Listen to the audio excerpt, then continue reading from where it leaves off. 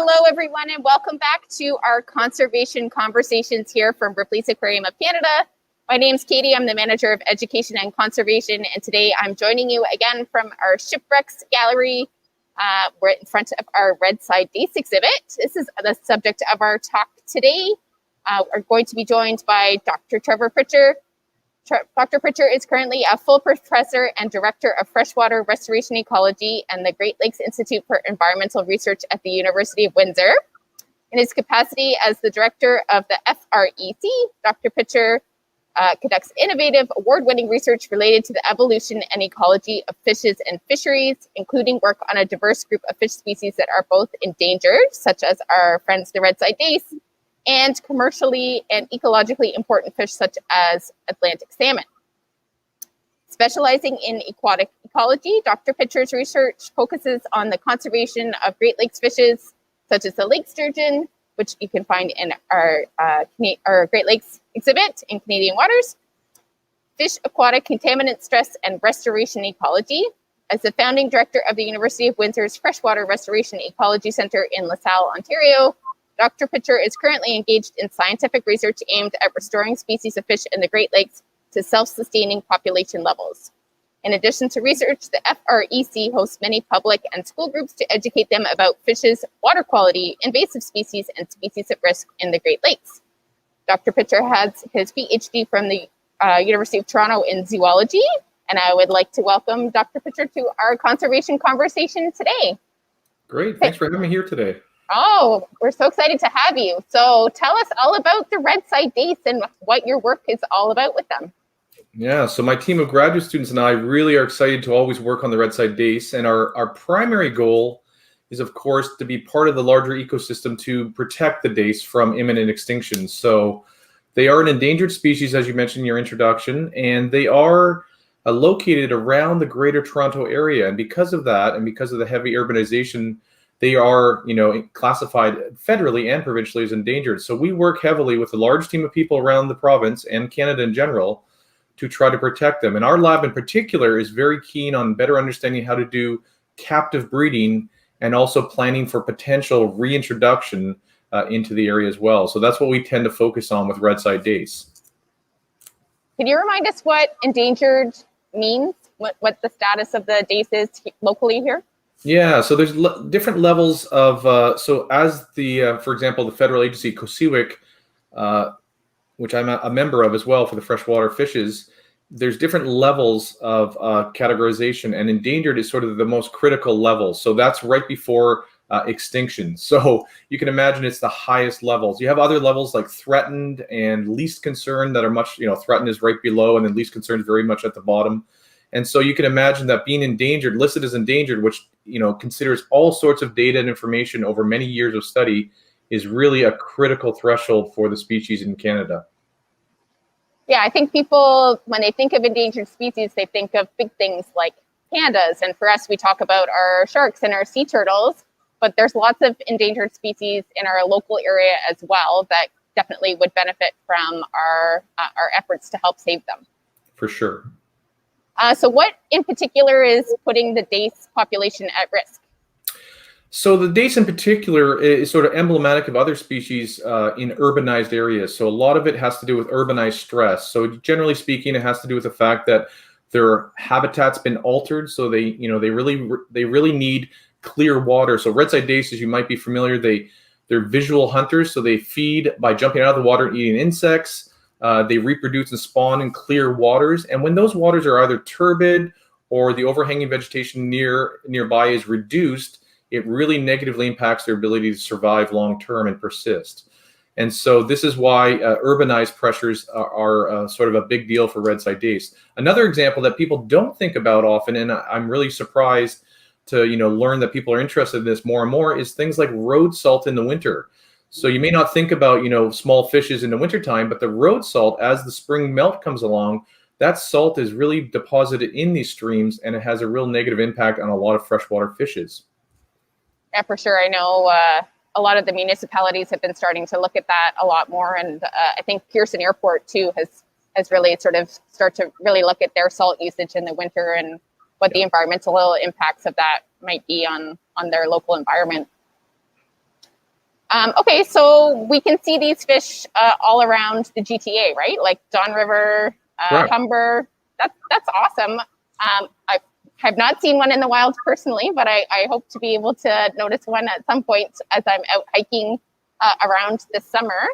And it's pretty unique that they catch terrestrial insects, isn't it? It is. It's a fascinating story. They're one of the few species that literally jump out of the water, so they require visual, so they have to be able to see the insects out of the water. So they need overhanging vegetation to attract the insects. They come rocketing out of the water and they eat the insects. And what's a fascinating part of the story is that their name, Redside dace, that red is made up of carotenoids, which is the same kind of thing you get in multivitamins.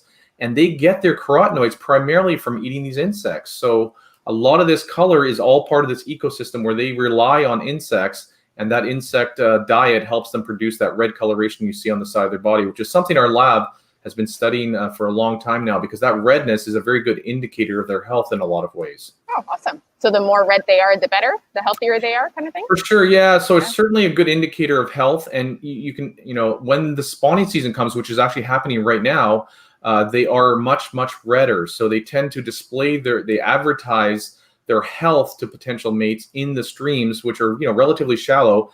And if you ever have a chance to see it, it's pretty spectacular, super bright red.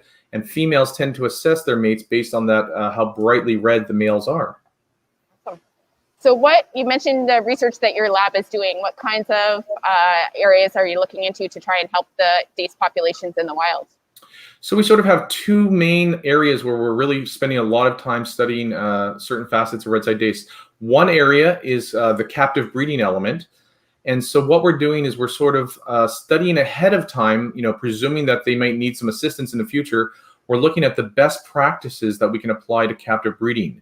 And the way we do that is we essentially go out into the wild, just like you mentioned, we go for hikes, our students go out into the wild, and they film wild populations of Redside dace in the Toronto area, and we sort of try to glimpse into their lives to borrow how they live, how do they spawn, and we apply that knowledge to the captive breeding program that we have here, actually in Windsor, Ontario, actually specifically LaSalle, Ontario, where we actually have a population of Redside dace like yourselves, where we actually practice captive breeding protocols and programs so that in the future, if it's necessary, we're ready to go. So we can't wait till it's necessary to practice and learn these things.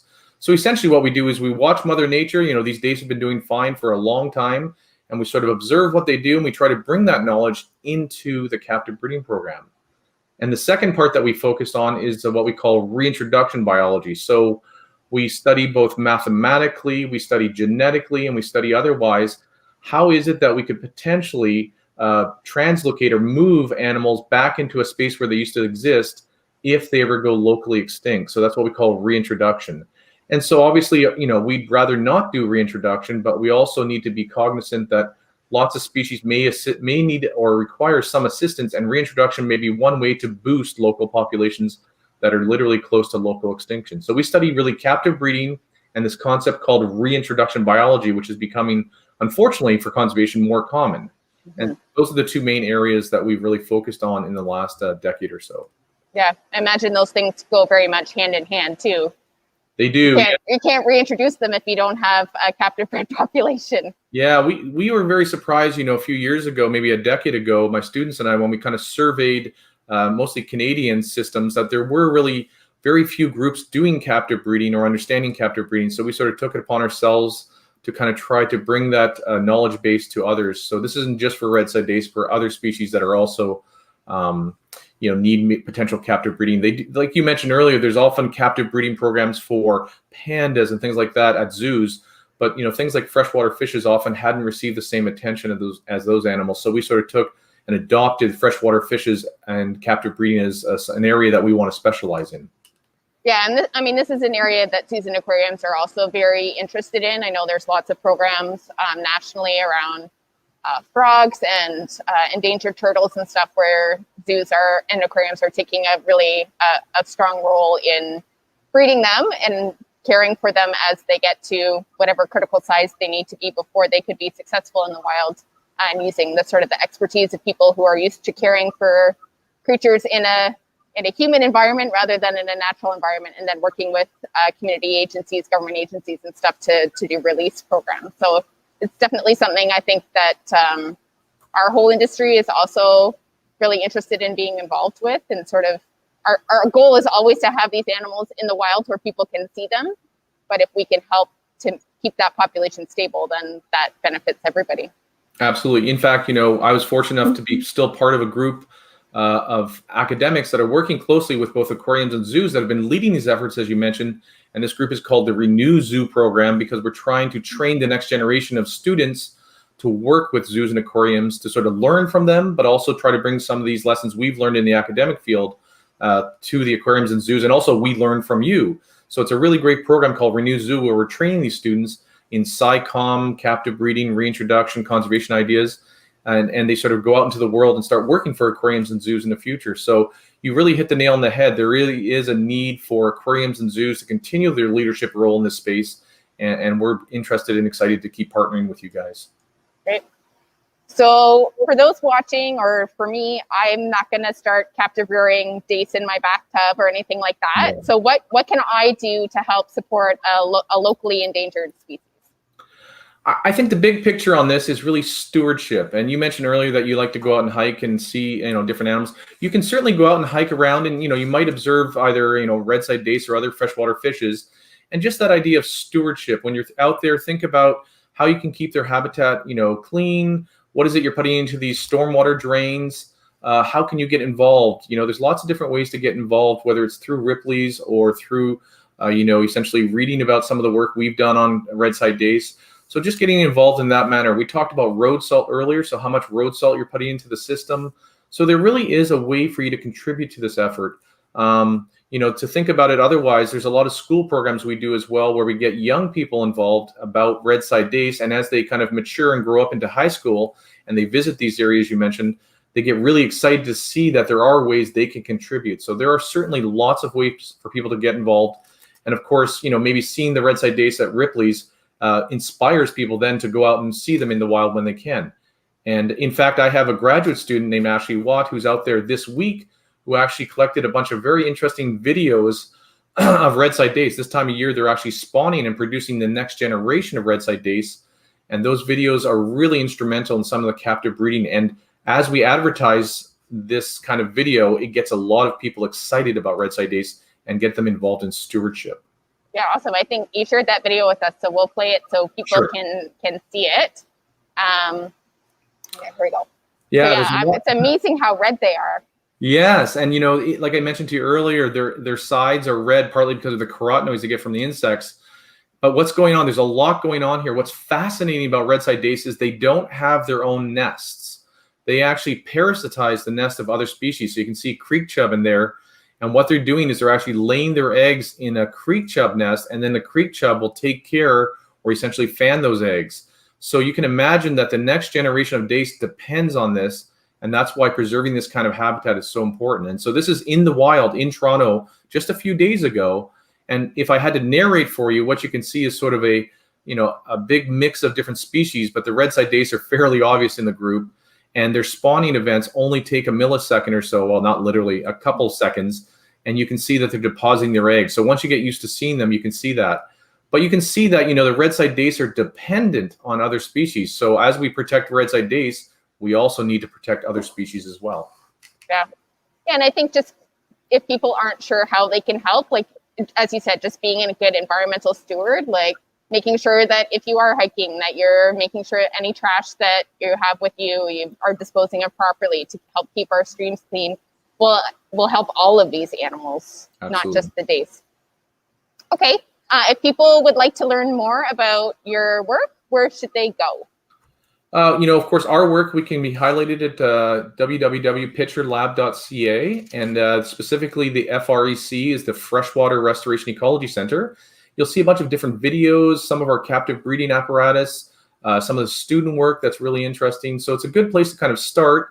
But of course, we also have other resources that we can talk about, including the federal agency called COSEWIC, which actually does the listing of whether they're endangered, threatened, or of least concern. So between my lab website and COSEWIC, which is COSEWIC, you can find all those resources in those two areas. Awesome. And of course, my Twitter handle is also at Pitcher Lab, where we constantly update during the field season when Redside dace are active and what we're working on. We work on them not only during the spawn season, we also work on them during the winter time, believe it or not. And what we do that's kind of fascinating and quite unique is that we actually go out in the winter when the ice is over the streams, we core a hole in the ice, and we're able to take a water sample underneath the ice and use genetic tools that have only been developed in the last 2 or 3 years to detect where Redside dace spend their winters. So they don't spend their winters in the same place they spend their summers. So we're trying to better understand, using this technology called environmental DNA, where they spend their winters so that those habitats can also be protected in addition to where we know they spend their summers. So lots of information rolls out from the Twitter handle and, of course, our lab website as well. I know a little bit about environmental DNA, but I don't know if other people do, and it's super cool. Can you explain a little bit about what that's all about? Yeah, environmental DNA is, like I mentioned, a very relatively new tool. And in fact, the University of Windsor, amongst other universities, are sort of pioneering this technology. And in essence, what you can do is you can take a water sample from a stream, a lake, a river, and then what you can do is strain it through essentially a very expensive coffee filter. And you take that coffee filter and you can isolate the DNA of different fishes, for example, that have been in that system in the recent months.